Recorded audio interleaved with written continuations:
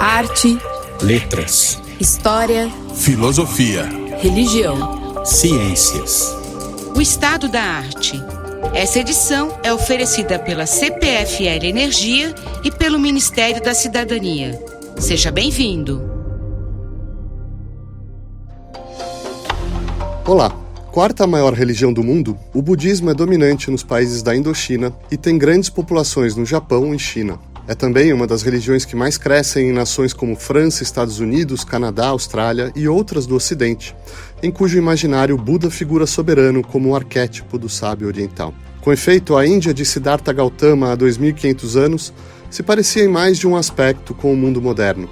De um lado, imperava uma religião antiga e elevada, mas em parte ossificada por escrúpulos ritualísticos e rigorismos doutrinários, e em parte intoxicada por mitologias extravagantes. De outro, uma inquietação espiritual legítima era pervertida por um ceticismo radical e um materialismo desenfreado, quando não pelo cinismo mais nihilista. O budismo é a única religião cujo fundador não se declara um profeta ou emissário de um deus e que rejeita a ideia de um deus ser supremo. Muitos afirmam que é apenas uma filosofia.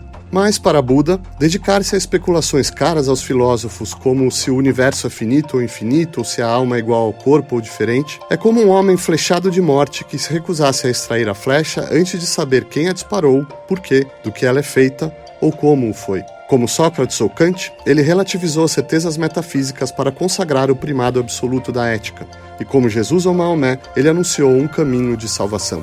Intérpretes modernos já o classificaram como um reformador liberal ético de um brahmanismo degenerado, um grande humanista secular, um empirista radical, um psicólogo existencial, o proponente de um agnosticismo extremo ou o precursor de quaisquer outras ideologias afins aos seus vieses e pressuposições.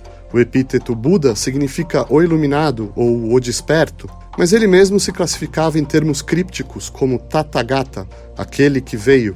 Para Buda, toda a existência é impermanente, insubstancial e, sobretudo, eivada de sofrimento, intensificado, no caso do ser humano, pela cobiça, ódio e ignorância que o aprisionam em inesgotáveis ciclos cósmicos de decadência, morte, renascimento e mais sofrimento. O único caminho para a libertação é a extinção do desejo através de uma vida dedicada à virtude, sabedoria e meditação. Ao fim, como ele não se cansava de reiterar, tanto no passado como no presente, eu prego só isso: o sofrimento e o fim do sofrimento. Para discutir a vida, a mensagem e a missão de Buda, recebemos à distância Ana Paula Gouveia, autora de Introdução à Filosofia Budista, com pós-doutorado em Estudos Budistas pela Universidade da Califórnia e pela École Pratique des Hautes Études da Sorbonne, Frank Uzarski, professor de Ciências da Religião da Pontifícia Universidade Católica de São Paulo e autor de O Budismo e as Outras, Encontros e Desencontros entre as Grandes Religiões Mundiais, e Rafael Shoji, doutor em Ciências da Religião pela Universidade de Hanover e autor de Transnational Faith. Frank, podemos delinear o contexto sociocultural e religioso na época de Buda, mais ou menos 500 anos antes de Cristo? Quais seriam as principais feições da ortodoxia e da heterodoxia da religião Brahmani à época?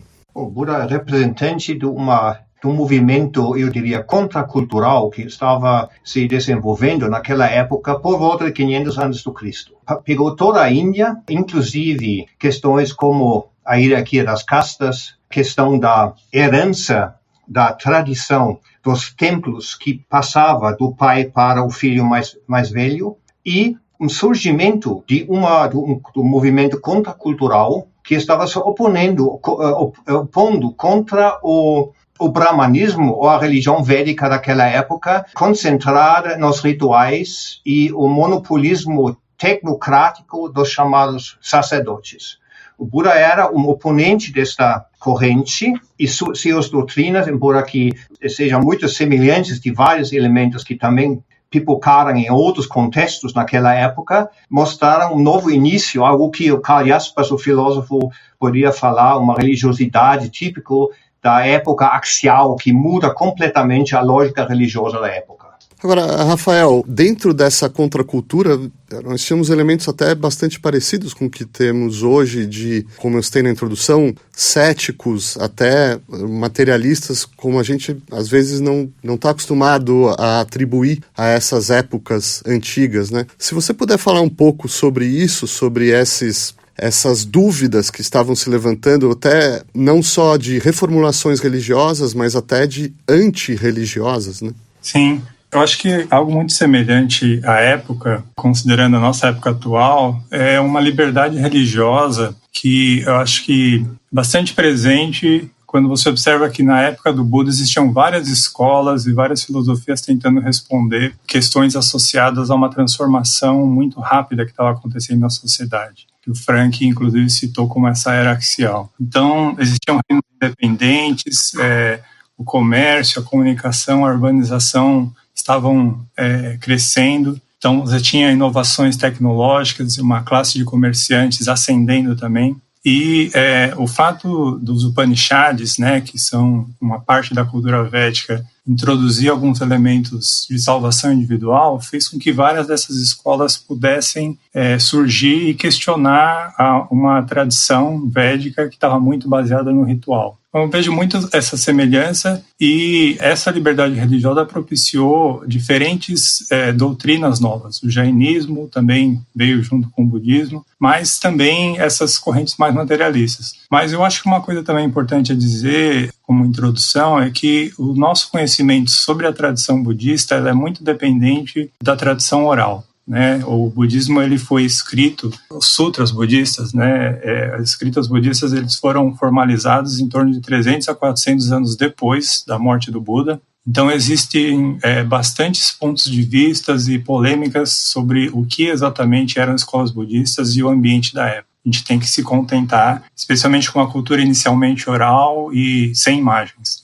Ana Paula, o que a gente sabe sobre a juventude desse aristocrata, Siddhartha Gautama, fazendo aí as distinções? Evidentemente é uma série de lendas que depois são registradas, né, como o Rafael falou, dentro de uma cultura oral, mas os esforços históricos e filológicos aí de identificar essa figura histórica na sua juventude, o que a gente sabe sobre ele?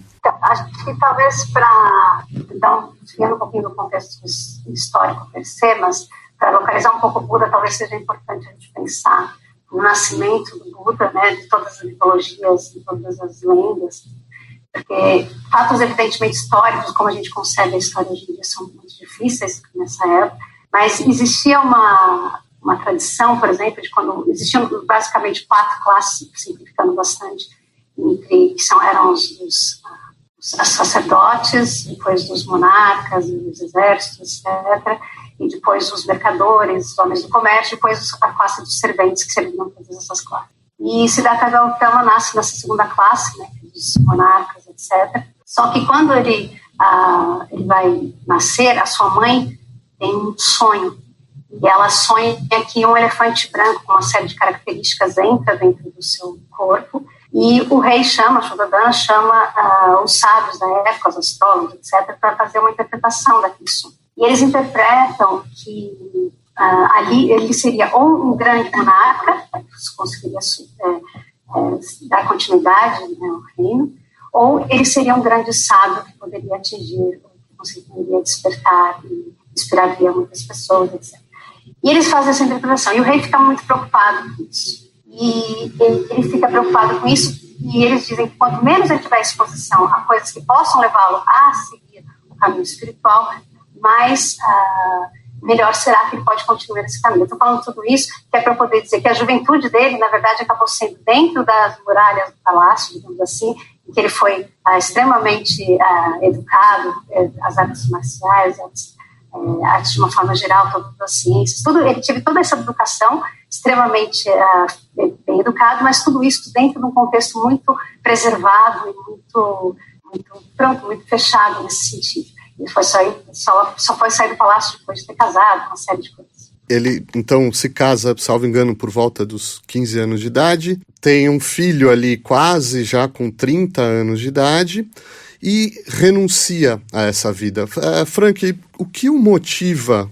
Qual é o gatilho dessa renúncia? O que vai fazer com que ele abandone de pronto essa vida palaciana? Antes de mais nada, a gente deveria lembrar que essa biografia é altamente estereotipada. Isso, na verdade, não é um relato histórico, é um ensinamento através da história do Buda, que já implicam determinados elementos doutrinários. Na verdade, essa biografia tem 3 partes. O primeiro, como a Ana Paula já falou, é dentro do palácio, totalmente numa vida exclusa que preserva ele de não enfrentar os grandes problemas da vida.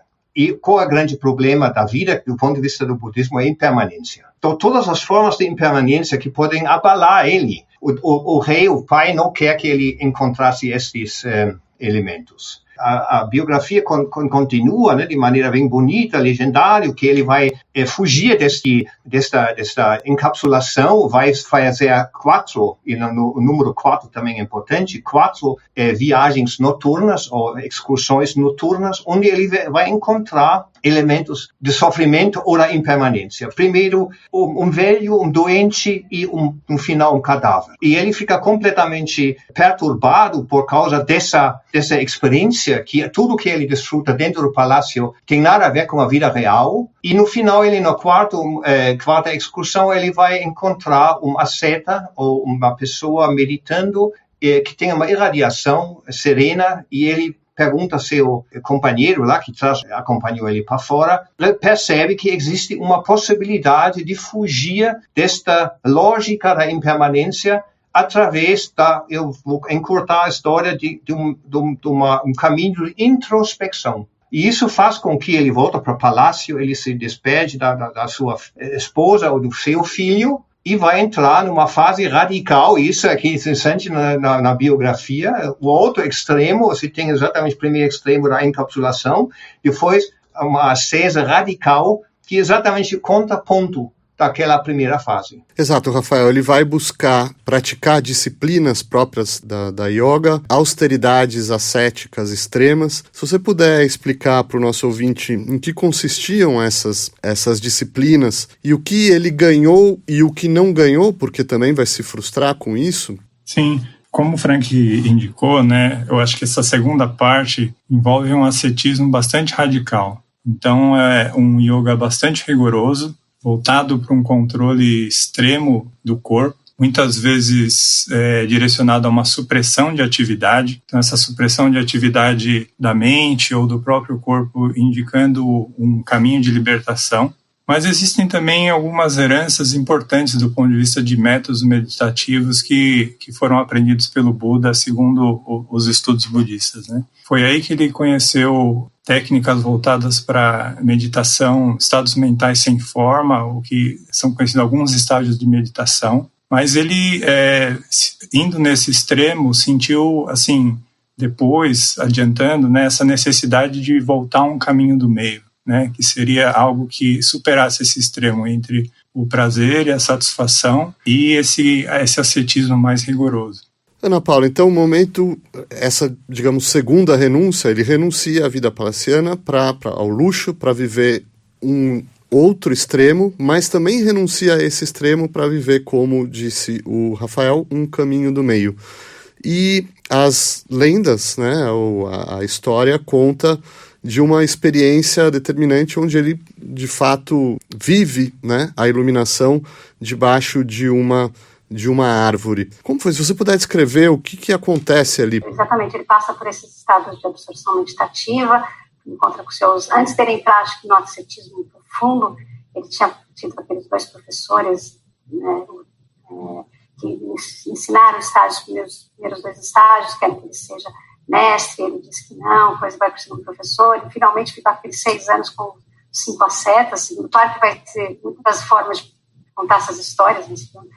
E aí, finalmente, ele, no momento, ele sente que está muito fraco, e há 6 anos ele já está naquela ascetismo profundo, e ele começa a perceber que aquilo não vai levá-lo onde ele realmente queria chegar, como aconteceu com os casos dos professores anteriores dele, Arada e Draka.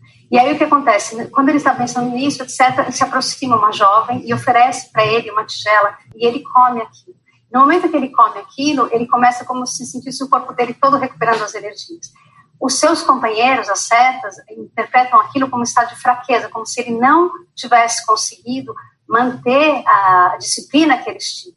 Mas, na verdade, não é isso. Isso já era fruto da própria realização que ele já vinha tendo, ou que ele não conseguia ter, percebendo que aquilo, assim como não havia sido os outros, esse também não levaria onde ele queria. E ele aceita aquilo, ele come aquilo e depois ele vai até o lugar que hoje é chamado de Bodhgaya, senta-se debaixo da figueira, que depois recebeu o nome de ficus religiosa, e aí ele tem várias experiências, mas uma delas é que no momento em que ele senta, ele fala, eu não vou sair daqui enquanto não atingir a iluminação, enquanto não despertar. E aí, assim que ele se senta, dizem que há 5 momentos principais em que houve um tremor de terra, quando ele nasceu, quando ele foi concebido, quando ele nasceu, quando ele atingiu a iluminação, quando ele fez o primeiro girar da roda do Dharma, também quando ele faz o Parinirvana. Mas nesse momento ele senta, a terra toda treme, e como não é bem que ela treme nesse momento, ele vai tremer mais para frente, mas sente a presença dele e ele irradia uma luz muito forte. E isso chama muita atenção de Mara, que é uma representação de todos os nossos venenos mentais, etc. E ele se aproxima do Buda e começa a tirar contra ele, investir pedras e todos os tipos de coisa. E toda vez que essas coisas se aproximam do Buda, elas se transformam em flores e nada consegue atingi-lo. Ele continua ali no profundo estado de absorção. Depois ele, ainda mais irritado ainda, ele envia suas filhas, que são incrivelmente belas, tentando seduzi-lo, e ele ainda assim, alguma das lendas diz que ele transforma elas em mulheres horríveis, e elas pedem para que ele volte à forma original, ele concede isso, mas elas se afastam, também não conseguem seduzi-lo, e depois Mara voltaria mais uma vez, dizendo que ele não teria ninguém que pudesse testemunhar. Ele vem com todo o seu exército de demônios, e diz que ele não conseguiria ninguém que pudesse testemunhar aquilo, mesmo que ele atingisse a iluminação, ele despertasse naquele momento, ninguém testemunharia aquele feito. E ele toca a terra com a sua mão direita, como é representado, e diz, a terra será minha testemunha. E nisso, e assim, Mara desaparece, depois tem outras histórias que Mara vai voltar, mas nesse momento ele desaparece, e aí ele vai passando pelos estados meditativos. Ele volta aos estados de absorção meditativa, depois consegue outros mais profundos, e dizem que ele passa por 3 estágios ao longo da noite, um que ele descobre, ele consegue já ver, consegue ter clarividência, consegue ver o pensamento dos outros, depois ele consegue ver todas as suas vidas passadas, etc., e vai indo até realmente ter a descoberta das chamadas 4 nobres verdades, e finalmente conseguir descobrir como todo o mecanismo fenomenal funciona, e por fim o grande despertar ou a iluminação. Então falamos sobre essas 4 nobres verdades que vão ser nucleares, né, no ensinamento, na mensagem do Buda. Alguém pode explicar para a gente o que são essas 4 nobres verdades? Eu comparo isso sempre com uma visita ao médico. Você vai para o médico vai primeiro fazer um levantamento dos sintomas, quer dizer, vai fazer uma diagnose. Essa primeira nova verdade vai constatar qual é a doença principal, qual é a situação antropológica profunda, né, de todos os seres humanos. E ele cunha essa palavra que é complicado, acho que na tradução, que nossa língua a gente fala sofrimento. Mas sofrimento é uma palavra que para nós tem uma conotação muito específica. Não é que a gente fica 60% feliz e 40% não tão feliz na nossa vida. A questão é outra. A questão é qual é a satisfação completa que você busca na vida relativa. Mesmo que a maior felicidade, um momento de sorte, você sabe que vai acabar. Essa forma passageira de vivenciar, mesmo as situações mais felizes, é uma forma de insatisfação permanente, né? Sofrimento. A segunda questão da anamnese, quer dizer, você vai procurar quais são as causas do seu sofrimento, que causam os sintomas. Então, qual é a razão do seu sofrimento? E aqui você tem elementos também muito técnicos. Eu vou simplesmente dizer, de maneira simples, que seu apego à vida relativa e sua ilusão que esta vida relativa vai satisfazer você em um determinado momento, isso é a causa do sofrimento. E essa identificação de alguém que está desfrutando este prazer. E a terceira questão da prognose, né? Você vai dizer o que você pode fazer, e faz sentido fazer alguma coisa para superar o sofrimento. É curável ou não?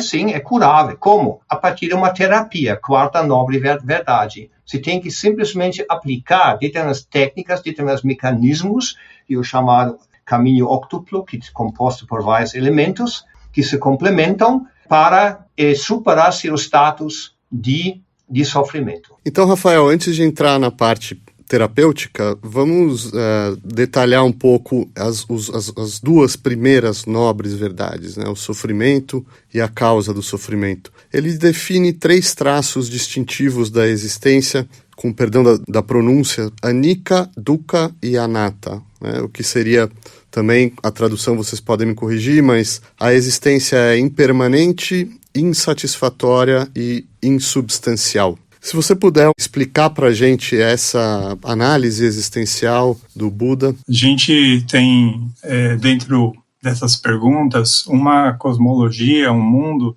no qual é natural a percepção de múltiplas encarnações, né, de sucessivas vidas. Essas sucessivas vidas, elas têm uma condução ligada ao sofrimento, como o Frank mesmo colocou. E esse sofrimento, ele é indicado pelo termo samsara, né? Um ciclo de reencarnações. Então, dentro da própria iluminação do Buda, existe um episódio no qual ele relembra todas as suas vidas, e não só vidas passadas, mas vidas em diferentes mundos, porque dentro do contexto da cosmologia budista, o céu, o inferno e outros mundos também existem como vidas possíveis, né?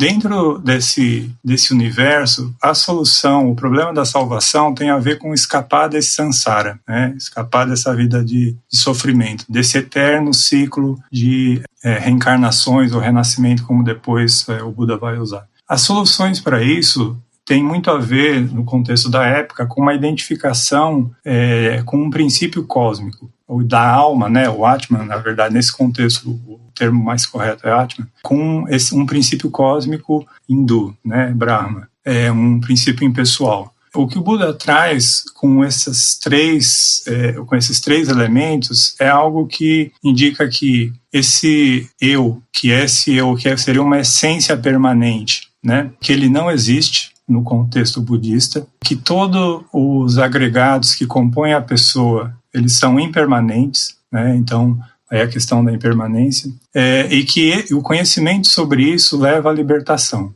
Para outra dificuldade, Ana, para nós, é entender essa ideia de que a causa do sofrimento está nos nossos anseios, nos nossos desejos. Como entender essa ideia de que justamente aquilo que nos move, nossos anseios, nossos desejos, são justamente a causa do nosso sofrimento? Existe essa perspectiva, né, é importante qualificar uma coisa, talvez, que esses desejos, da forma como eles se manifestam para nós, eles são oriundos, digamos assim, de um não saber, de uma ignorância, né? E como o Vasubandhu, por exemplo, diz no Dharma Kosha, ele vai dizer, esse não saber que nós temos, essa ignorância que nós temos, ela não é uma ignorância passiva de simplesmente nós não sabemos. É um conhecimento errôneo que, na verdade, funciona como uma força contrária ao próprio saber, ao verdadeiro saber. Então, eu acho que é muito importante, sempre quando nós pensamos nisso, pensar até que ponto nós realmente somos capazes, somos honestos o suficiente para saber se, mesmo essas nossas crenças, por exemplo, mesmo que nós tenhamos uma vida super afortunada, uma das formas de classificar o sofrimento, talvez fique mais claro, às vezes são classificados em 3 tipos de sofrimento. É o sofrimento do sofrimento, o sofrimento sobre o sofrimento da impermanência de todas as coisas, e o sofrimento permeia todas as coisas. Então, por exemplo, o sofrimento do sofrimento é um sofrimento que está baseado em qualquer tipo de dor que nós tenhamos, física, mental, etc., que pode sempre piorar ou não. O sofrimento da impermanência, mesmo que nós tenhamos, por exemplo, agora uma condição, temos o emprego dos sonhos, parceiros, etc., tudo que qualquer coisa que nós queiramos, mas isso necessariamente é impermanente. E o que permeia todas as coisas é simplesmente o fato de nós sermos, a nossa constituição em si, ela é passível de sofrimento. Por exemplo, o fato de eu ter um corpo, eu colocar a minha mão em cima da vela, faz com que eu seja queimada e eu sinta dor. Então, o simples fato de eu ter esse constituinte, por exemplo, é uma forma de sofrimento. Então, quando a gente fala em sofrimento, e às vezes também existe a perspectiva de, por exemplo, pessoas falam, mas o sofrimento é uma coisa que nos ajuda a crescer, nos tornar as pessoas mais evoluídas, etc. Todas essas coisas, elas têm que ser colocadas dentro de um contexto. Porque o que acontece? Quando a pessoa se dedica a um processo de efetiva investigação da mente, ela vai perceber que mesmo nos momentos mais, aparentemente, completamente felizes, existe uma coisa como se fosse uma coisa constante de uma certa insatisfação. Frank, retornando então à sua metáfora clínica, qual seria a prognose e a terapêutica diante desse quadro que a Ana acabou de descrever? Como nos libertar do sofrimento? Sim, primeiro, o budismo é uma religião, diferentemente das religiões que trabalham. O budismo, eu diria, o budismo é primitivo, entre aspas, né? Depois tem outras formas de budismo, onde o budismo se apoia a ideia da graça, que existe um salvador, existe uma força que poderia salvar você da sua situação existencial, que o budismo primitivo não conhece. Ele atribui todo o potencial salvífico ao indivíduo, ao praticante. Quer dizer, o budismo, e por isso eu acho que faz com que ele seja bastante atraente para muitas pessoas no Ocidente, é um conjunto de técnicas e um caminho composto por vários elementos. Então, esse caminho óctuplo, ele é composto por 3, vamos dizer, blocos. Um tem a ver com atitudes. Primeiro, você tem que entender que o Buda realmente fala, que aquilo que o Buda fala é válido. Se você não tem essa convicção, você não vai entrar no caminho. Se não vai entrar no caminho, você vai simplesmente não ser um budista porque você não sente-se atraído por essas informações. O segundo bloco são elementos éticos. Então, o budismo também exige do praticante determinados comportamentos em função da diminuição do sofrimento, também o sofrimento dos outros. Tem muito a ver com a ideia do karma, que o próprio ator ele vai gerar efeitos que vai ajudar ou prejudicar seu futuro em termos também da busca espiritual. E o terceiro elemento, talvez o mais atraente de todos do ponto de vista do budismo ocidental, são formas de treinamento da mente. E nesse sentido, você vai progredir gradativamente, isso pode demorar vidas. Não é assim que o Buda, por exemplo, tem uma história, tem 575 histórias, chamadas Jatakas, que falam sobre as vidas anteriores do Buda como único interesse. Como este ser, no final, se iluminou, como ele conseguiu chegar a um status que forneceu para ele essa possibilidade. Alguém pode nos definir para o nosso ouvinte essa concepção do Nirvana, que é outro termo que está no nosso imaginário, mas é difícil de ser capturado ou intuído. O que era exatamente essa ideia do Nirvana? Na verdade, a palavra Nirvana em si, ela carrega esse significado de extinção. Então, um dos exemplos que é dado é, por exemplo, quando você apaga uma vela, o que acontece com a chama? Para onde é que ela vai? Ela não acontece nada com a chama. O fato da chama simplesmente se extingue porque aquilo que fazia com que ela existisse desapareceu. Quer dizer, o motor, que muitas vezes é qualificado como desejo, etc., que fazia com que ela se mantivesse acesa, ele simplesmente se extinguiu. Muitas vezes era descrito como paz. Mas é importante entender o que é essa paz. A paz também, e o Nirvana, assim como a gente usa figurativamente, estou num lugar, estou no Nirvana, quer dizer, um monte de coisas fantásticas acontecendo, etc. Essa ilusão de que nós estamos num estado de felicidade, de perpétua, etc. Então, toda essa uma espécie de jeito como essa palavra foi sendo usada, que se distingue muito daquilo, né, do que essa ideia dessa paz, é uma coisa que estaria além dos conceitos, porque também, dependendo da escola budista, você vai fazer, às vezes, esse contraste entre o que seria o samsara e o nirvana como o oposto desse samsara. Mas, na verdade, essas duas coisas elas não necessariamente estão em oposição. Elas podem ser vividas ao mesmo tempo, mas tudo isso depende do nosso treino da mente, dos nossos estados, etc. Eu acho que é importante entender que uma das características do Buda como grande professor didático é uma retórica negativa, que cria muitos problemas por nossa parte. Quer dizer, o nirvana, na verdade, é uma negação. O nir é uma negação de algo. E o problema com esta informação que Buda usa para mostrar que nenhuma coisa que a gente poderia imaginar do ponto de vista das nossas experiências como seres humanos limitados podem se igualar e ser semelhante daquilo que o Buda quer dizer quando ele fala nirvana. Na verdade, é uma informação que deixa muito aberto várias interpretações, não apenas do ponto de vista das escolas budistas, mas também do ponto de vista ocidental. E o problema nosso, o segundo, é Arthur Schopenhauer, o filósofo pessimista, ele vendeu posteriormente sua filosofia como se fosse uma réplica ou uma duplicação do ensinamento do Buda, e muitas pessoas do Ocidente, particularmente na época do Schopenhauer, um pouco depois, associaram o Nirvana como se fosse uma morte espiritual, um suicídio dos praticantes que simplesmente não aguentam mais o sofrimento e querem se liberar do sofrimento através de eu diria, um suicídio espiritual. Nada disso tem a ver com o budismo. E nenhum budista que pratica e representa o budismo, as escolas do budismo, confirmaria essa interpretação. Rafael, nós estamos falando das ideias, da doutrina e de todo esse ideário que se desenvolve a partir da experiência da iluminação de Buda, mas vejamos agora como isso começa a se encarnar, porque ele tem dúvidas inicialmente se ele deve seguir ensinando essa doutrina para o mundo ou não, mas decide por sim, né? E começa a formar uma comunidade de discípulos em torno dele que vão depois propagar essa doutrina chamada Sangha. Você pode apresentar para o nosso ouvinte um pouco quem foram os primeiros discípulos, né, as características dessas pessoas que vão ali, estar ali em torno ao Buda, quais as rotinas e práticas dessa comunidade? Os primeiros discípulos têm a ver com os companheiros dele, como a Ana Paula mesmo citou. Alguns familiares também entram na Sangha, né, nessa comunidade budista. É importante lembrar que o Buda se iluminou e depois ensinou por cerca de 45 anos, talvez, a tradição, porque ele vem a falecer com 80 anos, então não é pouco tempo,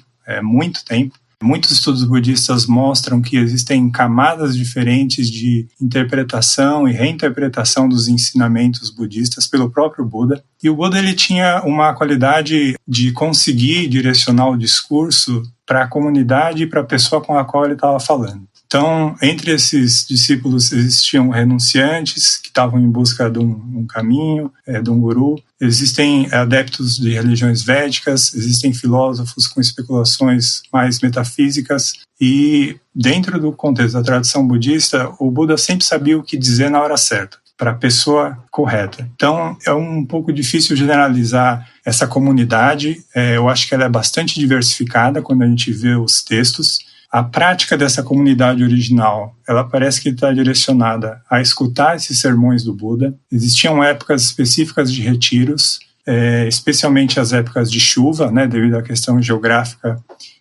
de nessa época ser muito difícil a viagem a pé, mas existia também essa comunidade bastante voltada para uma peregrinação constante, ou seja, era uma comunidade itinerante, né, que andava nos lugares, entre os lugares no norte da Índia na época seca. E esses sermões, esses retiros, essas peregrinações, eles eram suportados por doações e contribuições da comunidade leiga. Então a comunidade leiga, ela foi integrada ao budismo, mas existe, nesse budismo primitivo, uma diferença muito grande entre o que significa ser um monge e um leigo. O leigo tinha como pressuposto praticar a ética, mas, em geral, ele não era entendido como alguém que estaria destinado à iluminação, ao nirvana. Ele estaria destinado a um nascimento com melhores condições em vidas futuras para o nirvana. Depois o budismo Mahayana vai reinterpretar muito dessa questão, dessa diferença entre o leigo e o monge. Vai reinterpretar também a diferença entre nirvana e samsara, mas nesse início essa comunidade ela é bastante dividida nessas duas classes, né, dos monges e dos leigos. Os monges mais voltados então para sermões, retiros, peregrinações, diferentes tipos de meditação, e os leigos muito voltados para a prática ética e doações e contribuições à comunidade budista. E Frank, ele vai enfrentar certas resistências e vai fazer também certas críticas ao brahmanismo, mas eventualmente outras congregações religiosas, escolas filosóficas. Se você puder ilustrar um pouco que tipo de atrito que está ali em jogo, quais são as críticas dele e eventualmente quais são as críticas que ele sofre também. Como eu já falei no outro momento, mas no início, era uma época de pluralismo religioso. Então havia muitos elementos que estavam circulando, e filosofias em contradições, brigas, entre aspas, a respeito de determinadas concepções que estavam no ar naquela época. E isso gera, obviamente, diria, polêmicas e esclarecimentos. Uma das técnicas do Buda é simplesmente se silenciar diante das alternativas. Nesse sentido, diminuindo também a confusão dos próprios discípulos, que sempre mostraram uma curiosidade em questões metafísicas, por exemplo. Algo que o budismo primitivo rejeitou como elemento principal dos ensinamentos. Mesmo assim, há determinadas rejeições da religião predominante da época. Então, o budismo ganha, na verdade, identidade como sistema religioso, através de criar fronteiras e oposições a outros elementos que estavam circulando. Um dos pontos principais é a questão do ritual, por exemplo, as questões dos brahmanes. Os textos mais antigos do budismo palicano, o Cânon de Pali, mostra que quando brahmanes mais ascéticos estavam o tema do discurso, eles foram relativamente respeitados como buscadores espirituais. Brahmanes, eu diria, apaixonados pela ritualística, eles foram mais polemizados ou rejeitados. Então, aparecem nos todos os textos alguns elementos que deixam muito claro quais são os pontos nevrálgicos da diferenciação entre o hinduísmo e o budismo. Então, o budismo, por exemplo, a questão muito principal é a questão das castas. O budismo rejeita as castas, que é uma ameaça para os brahmanes, que, como primeira casta privilegiada, obviamente não gostavam muito desta doutrina, uma pessoa que estava circulando pela Índia questionando a legitimidade das castas. E, por outro lado, obviamente, no momento em que o imperador Ashoka, terceiro século, segundo século antes do Cristo, começa a se tornar um promotor ou um protetor do budismo e transforma o budismo na sua religião do governo do país, aqui os brahmanes ficam mais alarmados, obviamente. E existem depois retrocessos. Alguns reis maharajas locais começam a refortalecer o hinduísmo em detrimento ao budismo. E um dos maiores problemas para a história do budismo na Índia, você sabe que o espectador, o ouvinte deve saber que o budismo desaparece quase por íntegra da Índia e torna-se principal em outros países asiáticos. Hoje mesmo digamos, menos de 1% da população indiana é budista. Tem alguns elementos aqui, porque no passado recente o número cresceu um pouco pelos imigrantes tibetanos, pela conversão em massa de pessoas sem casta que acham o budismo uma saída.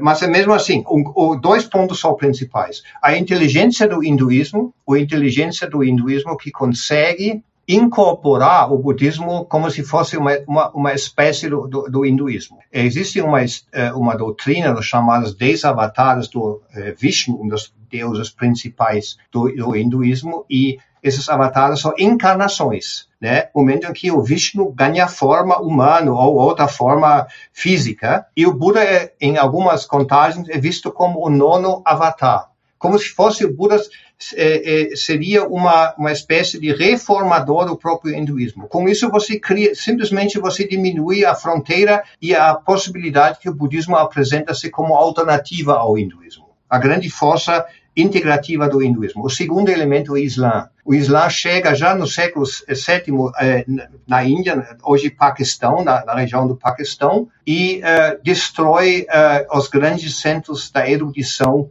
do budismo. Hoje no Paquistão, estive lá, as ruínas existem ainda, grandes universidades budistas foram simplesmente destruídas pelos muçulmanos. Então aqui você tem sempre concorrências e hostilidades no mundo religioso. A grande vantagem do budismo nesse sentido, embora que seja uma religião universal, ele não necessariamente é uma religião ativa no sentido de missão. Ele não apresenta-se como concorrência de alguém que ativamente procura novos praticantes no mundo. Ele tem a sua atração por causa disso também, porque ele não se apresenta no sentido ofensiva ou agressiva como religião proselitista, mas ele tem eu diria, hesitação de se tornar algo em concorrência e competição com outras religiões. Certo. Ana, eu queria voltar a um ponto que o Rafael já mencionou, que é essa relação com os leigos, porque me parece que uma das questões que já emergem à época, que nos interessa muito e a todos os nossos ouvintes que são leigos, é, de um lado, como os leigos são chamados a viver essa iluminação, né? Se é só uma figura de segunda classe que está destinada a simplesmente alimentar materialmente materialmente uma elite de monges, né? Ou se, por outro lado, é possível viver também o seu próprio, nós leigos, um caminho de iluminação. E o outro ponto é também a relação do budismo com a sociedade civil, porque talvez uma das críticas à época, mas que também hoje pode ser levantada, é de que o budismo levaria ao quietismo, à apatia, ao imobilismo social. Uma grande pergunta, tentar responder de alguma forma, de uma determinada perspectiva. Mas, por exemplo, eu acho que aqui a gente poderia pegar a noção das escolas, talvez seja relevante nesse contexto, porque como o Rafael também levanta a questão do Mahayana, etc., que também modificou um pouco essa relação dessa separação de uma forma assim tão mais explícita. Claro que todas essas, falando, por exemplo, nas três, talvez eu vou chamar de três principais escolas agora, mas vocês podem adicionar outras coisas, corrigir, como forem ver, mas eu vou ficar entre o Shravakayana, que inclui o Theravada, certo? O Mahayana e o Mantrayana. Mas o que acontece, por exemplo, quando nós falamos de um dos venenos da mente, às vezes são 5 venenos da mente, que são chamados, ou 3, ou outras variações, mas normalmente que seria a ignorância, o apego, a aversão, o orgulho e a inveja, como principais kleshas, né, venenos da mente. Então, se nós pegarmos, por exemplo, a relação que nós podemos estabelecer com o apego.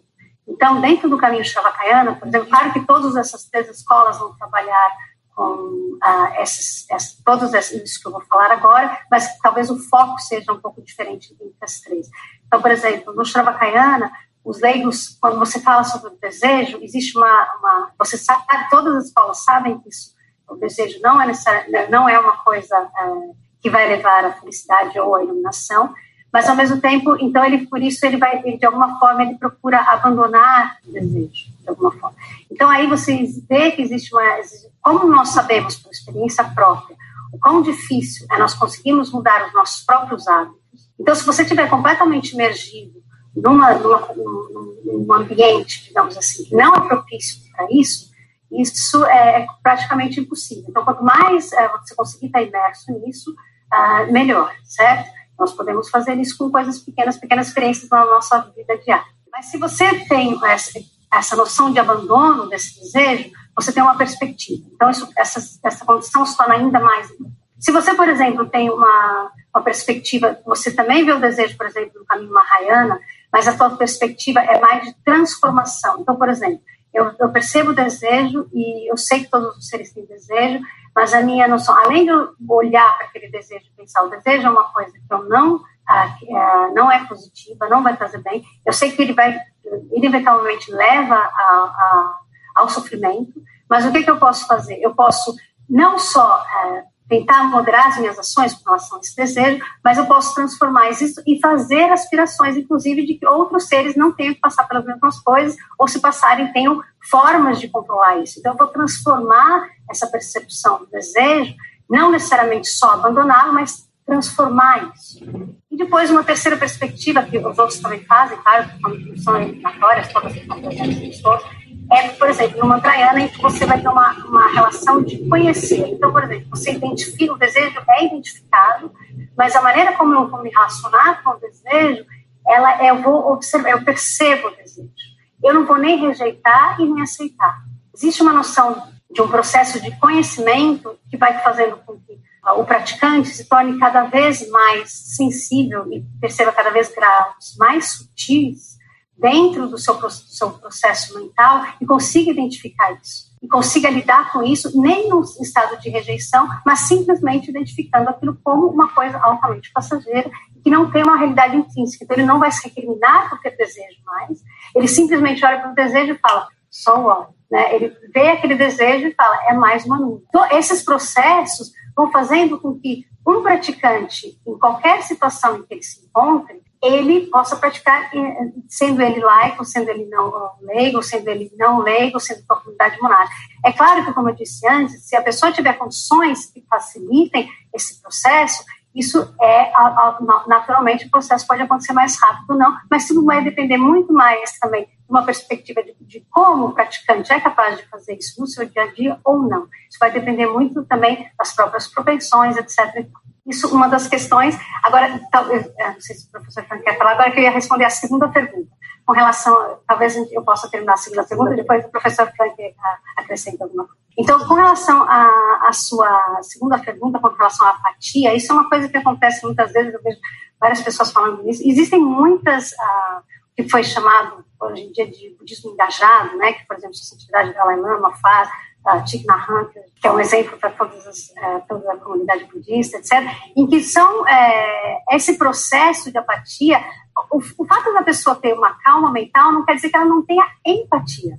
Então, o fato de você conseguir ter uma mente, esse processo de pacificação da mente, não faz com que você se torne mais compassivo, eu diria, porque você está tão menos preocupado com todo o borbulhar da sua própria mente, que você tem, inclusive, mais espaço. E não é à toa, e mesmo que você, às vezes, esteja numa caverna, você, talvez, é capaz até de beneficiar outras pessoas que estão tão confusas, que acabam criando mais confusão do que efetivamente agindo dentro da sociedade.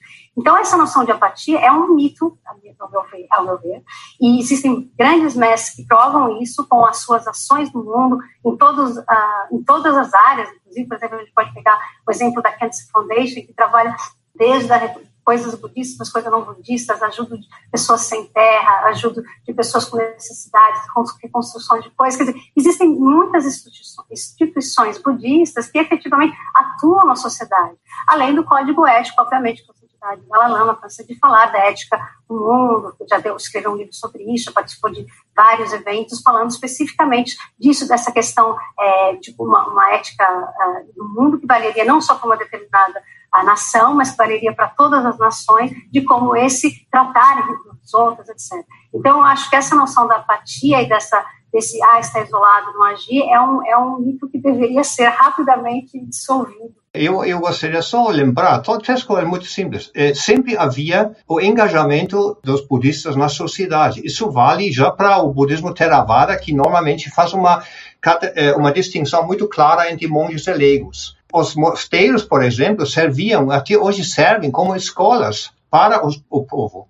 As pessoas vão matricular os filhos, mesmo que eles não sejam monges depois, nas próprias escolas. Então, uma das tarefas, entre vários outros, na sociedade tradicionalmente budista, um engajamento social por parte dos monges. Segundo aspecto, a questão da compaixão. A Mahayana budismo, por exemplo, cria muito cedo já Mahayana budismo no Extremo Oriente, né, China, Japão, Coreia, hospitais para animais. Né? Ele cuida dos animais, então é uma manifestação da preocupação com o bem-estar de outros seres ao redor da própria vida budista. E o terceiro aspecto, rapidamente, é a questão do budismo engajado. Um dos aspectos que motiva o budismo engajado, ou serve como uma justificativa, é a questão seguinte: você não vai se desenvolver individualmente quando você vive uma sociedade que sofre, uma cidade que é poluída, uma sociedade violenta, injusta. Toda essa atmosfera, você é conectado com esses elementos. Então, se você se engaja politicamente, você se engaja para a sua própria possibilidade de se envolver espiritualmente mais rapidamente. Muito bem, temos pouquíssimos minutos para fazer uma rodada final. Vou colocar algumas cartas na mesa para vocês fazerem as suas considerações. Podem escolher alguma delas ou tirar uma do bolso. Fiquem à vontade. Mas sobre a mensagem de Buda hoje, o que ela tem a nos dizer hoje? Ou talvez, se vocês quiserem falar sobre mitos e verdades na cultura popular em torno à figura de Buda e do budismo, ou perspectivas para o futuro, né? O que esperar agora nesse terceiro milênio da mensagem de Buda. Então agora fica com vocês, Rafael. Eu acho que vale a pena continuar um pouco as respostas até que a Ana Paula e o Frank deram, porque acho que é importante entender que o budismo ele é hoje ainda uma religião predominantemente asiática. Está falando de mais de 90% na Ásia, né? É assim, muito mais até. Então, dentro desse contexto histórico, eu acho que pela Ásia, a ética é o ponto de entrada no budismo. Então, acho que pode ser surpreendente para a maior parte dos budistas ocidentais, mas a maior parte dos monges e dos leigos não medita dentro da Ásia. Então, a maior parte dos budistas, ela tem uma percepção que a ética é uma porta de entrada, e isso sempre foi importante nos ensinamentos budistas. Então, a ética como sendo uma preliminar importante para que se atinge a meditação e a sabedoria. Eu acho que essa perspectiva tem muito a ensinar. Eu acho que foi indicado pela Ana Paula, pelo Frank, a questão do budismo engajado, mas eu acho que existe essa necessidade de ver que a porta de entrada no Ocidente é a meditação, mas ela tem sido usada de uma forma muitas vezes mais individualista e um pouco distorcida dentro do contexto histórico budista. Eu acho que falta aqui essa necessidade de ver a tradição budista fora do budismo ocidental, para muitos budistas ocidentais. Isso eu acho que traz bastante aprendizado e humildade também, de uma história muito longa, com milhares de anos, com dezenas, centenas de línguas, centenas, dezenas de nações hoje, comunidades diferentes, tipos diferentes. Então, às vezes, a gente tenta resumir um pouco. Eu acho que o budismo primitivo traz um pouco isso, mas mesmo a figura do próprio Buda, talvez para finalizar, reforça, e ele mesmo colocava isso, e por isso que ele não foi representado durante centenas de anos, ele mesmo colocava que o Dharma era algo em constante evolução, em termos sociais, em termos políticos, que as pessoas deveriam e poderiam pensar por si, aproveitar aquilo que entendiam como algo que encaminhasse para a iluminação. Eu acho que esse recurso desses diferentes escolas, diferentes comunidades, diferentes tradições ainda precisa ser mais disseminado e divulgado para quem, de fato, tem seriedade no caminho budista. É muito difícil resumir mesmo. Ana Paula Gouveia. Então, olha, eu concordo completamente com o Rafael. Existe sim esse certo uso, digamos assim, técnicas, perspectivas, etc., budistas, completamente distorcido. Até a gente, a brincadeira do Californian Buddhism, né, esse budismo californiano, cada um faz uma coisa e acha que está fazendo budismo, etc. Então, existe realmente isso, e eu acho que é muito importante ser salientado. E não só isso, existem também mestres, digamos assim, ou chamados mestres, que se autopromovem como professores budistas, às vezes mal intencionados, às vezes não, às vezes simplesmente acreditam que podem, e ainda que não estejam preparados, digamos assim. Então, existem vários aspectos aí que são muito importantes serem considerados.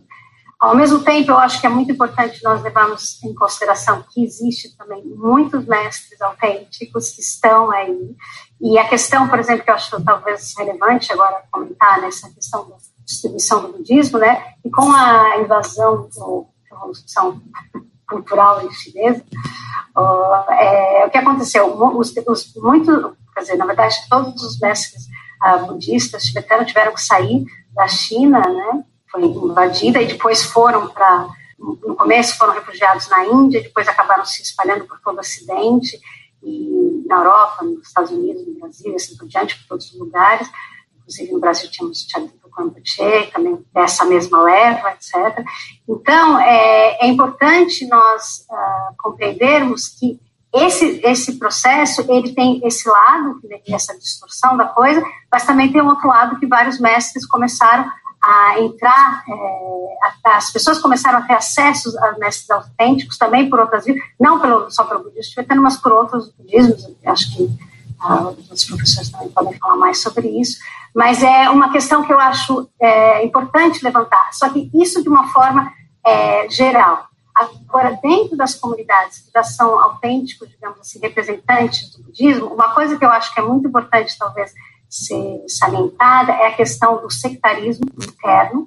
Por exemplo, a escola é diferente, achar que a sua escola é melhor que a outra. Isso é contra os ensinamentos de Buda, já começa por aí. E que existem perspectivas de achar, por exemplo, cada escola vai ter as suas, né? E então, todas essas perspectivas, ela tem o seu valor. Frank Uzarski. Interessante, Ana Paula. Eu vou só dizer, para um cientista da religião, a questão da autenticidade religiosa não se coloca. Isso é muito difícil. Quem define o que é autêntico, o que é budismo autêntico, depois de 2.500 anos, com toda a liberdade que é praticada hoje, né? Mas alguns elementos acho que são interessantes. Eu acho que o budismo é muito compatível, eu falo agora mais com o budismo ocidental, com a modernidade. Quer dizer, a questão da liberdade individual, a questão da não insistência a uma verdade absoluta dogmática. E a questão da prática. Para o budismo não é questão se existe algo verdade ou não. Isso é mais uma questão filosófica que pode ser respondida por uma religião que tem suas dogmas e esses dogmas são invariáveis. Para o budismo é mais importante se um método funciona e contribui para a evolução espiritual. E isso pode demorar e por isso aquilo que às vezes é chamado o handicap do budismo, que ele não faz muita missão ofensiva, é uma grande vantagem, porque muitas pessoas estão de saco cheio de invasões, de sermões religiosos que não querem ser infiltrados e dogmatizados por outras pessoas que acham que eles sabem como as coisas funcionam. Essa liberdade, essa flexibilidade, por exemplo, a questão uma atitude científica, né? O próprio Buda fala, você não deve acreditar em nada que eu estou falando, desde que você consiga verificar isso por sua própria experiência, é uma atitude absolutamente compatível com a modernidade. O grande risco, entre aspas, agora falando como historiador da religião, que tem um respeito por tradições, é o risco de uma pulverização, fragmentação e uma questão de uma inovação que põe em risco a questão eu diria mais, a autenticidade religiosa no sentido de uma transmissão de uma geração para outra. Né? Se você tem completamente liberdade e você define se você é budista ou não, se, por exemplo, o critério dos chamados 3 joias, se você chama de uma conversão correta, ritualisticamente contextualizada, onde você toma refúgio ao Buda, sua doutrina, sua comunidade, no momento que esses elementos de uma identidade religiosa, ele cai fora e todo mundo pode dizer, não, o budismo é apenas uma filosofia, não precisa me associar a uma comunidade, é problemático nesse sentido. Então, ele corre o risco, mais do que outras religiões, que tem, por exemplo, um Vaticano que define como o catolicismo deve ser praticado, tem um risco maior de se diluir e talvez desaparecer nesse sentido. E aqui, obviamente, as tradições são muito criativas. Todos os budistas tibetanos aqui, as grandes escolas no Ocidente, aprenderam como dialogar com o Ocidente. A questão o público é capaz de realmente mergulhar por essa profundidade que talvez esteja por trás, por simplesmente não fazer parte. O que significa, por exemplo, ser budista e acreditar em reencarnação. Depois de uma conversão de 30 anos, você se converte ao budismo. Será que você sente a mesma coisa diante de um falecido, como o budismo nativo se sente, sabendo, desde pequeno, nascendo no DNA quase, que isso não é o fim da vida. Enquanto você vive numa religião linear que não conhece reencarnação, isso você engoliu nos seus primeiros anos de vida, isso é sua experiência de vida, que não muda apenas por uma simples afinidade a uma ideia, né, que não tem sustentação biográfica nesse sentido, né? Mas o futuro está aberto, o cientista da religião está muito curioso o que vai acontecer, né? Ana Paula, Rafael, você também, Marcelo, é cientista da religião. Para nós é um prato cheio de novos projetos.